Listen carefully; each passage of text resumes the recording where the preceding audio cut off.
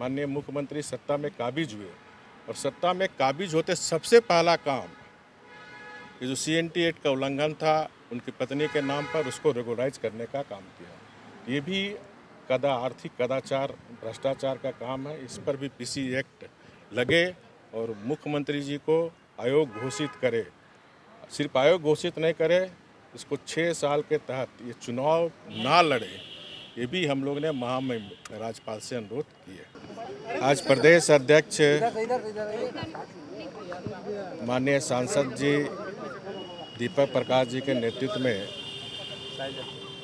अपने विधायक दल के नेता और पूर्व मुख्यमंत्री बाबूलाल मरांडी जी सहित भाजपा के महामंत्री और हमारे अनुसूचित जनजाति मोर्चा के प्रभारी राम कुमार पाहन जही सहित महामहिम राज्यपाल से मिलकर हम लोग ने जो 11 फरवरी 2011 को एक स्मारक पत्र दिए थे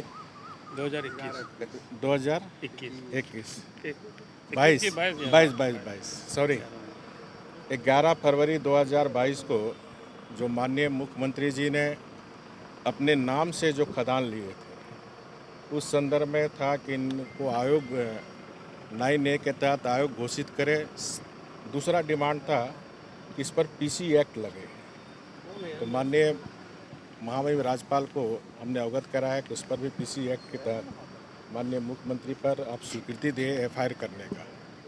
दूसरा, आज 2 मुद्दे पर हम लोग ने महामहिम को दिया। पहला मुद्दा था कि मुख्यमंत्री जी ने अपनी पत्नी के नाम पर इंडस्ट्रियल एरिया आदिवासी के लिए आरक्षित कहकर किसी आदिवासी को उन्होंने ज़मीन नहीं दी, लेकिन अपनी पत्नी को उन्होंने 11 एकड़ से ज़्यादा मीट प्रोसेसिंग प्लांट के नाम पर ज़मीन दी।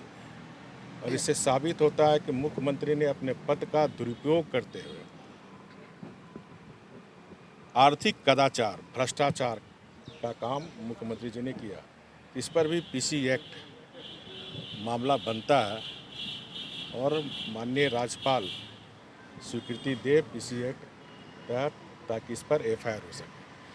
इसके साथ साथ सोहराय भवन, क्योंकि जो इनकी पत्नी जी है वो उड़ीसा की रहने वाली है और CNT एक्ट में प्रावधान है कि क्रेता और विक्रेता दोनों उसी थाने का होना चाहिए।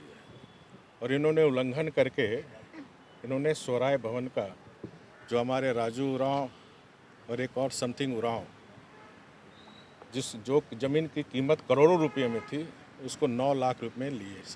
वित्तीय अनियमितता का कदाचार भी किया, साथ ही CNT एक्ट का उल्लंघन भी किया। तो ये भी माननीय मुख्यमंत्री जी ने पद का दुरुपयोग करते हुए, जब हमारी सरकार थी तो हम लोग ने इसको जांच कराने का काम की थी और जांच की प्रक्रिया चल रही थी। इस बीच सरकार चली गई, माननीय मुख्यमंत्री सत्ता में काबिज हुए और सत्ता में काबिज होते सबसे पहला काम ये जो CNT एक्ट का उल्लंघन था उनकी पत्नी के नाम पर उसको रेगुलराइज करने का काम किया। ये भी आर्थिक कदाचार भ्रष्टाचार का काम है। इस पर भी PC एक्ट लगे और मुख्यमंत्री जी को आयोग घोषित करे। सिर्फ आयोग घोषित नहीं करे, इसको 6 साल के तहत ये चुनाव ना लड़े, ये भी हम लोग ने महामहिम राज्यपाल से अनुरोध किए। बहुत बहुत धन्यवाद। राज्यपाल जी का क्या रिएक्शन था सर? राज्यपाल जी ने कहा कि जो भी विधि सम्मत कार्रवाई होगी वो कार्रवाई करेंगे। सर, आप पे आरोप लग रहा है कि आप लोग स्वयं न्यायाधीश बनकर फैसला सुना दे रहे हैं, जनता की अदालत में पहले ही दोषी करार कर दे रहे हैं मंडी को, JMM कह रही है।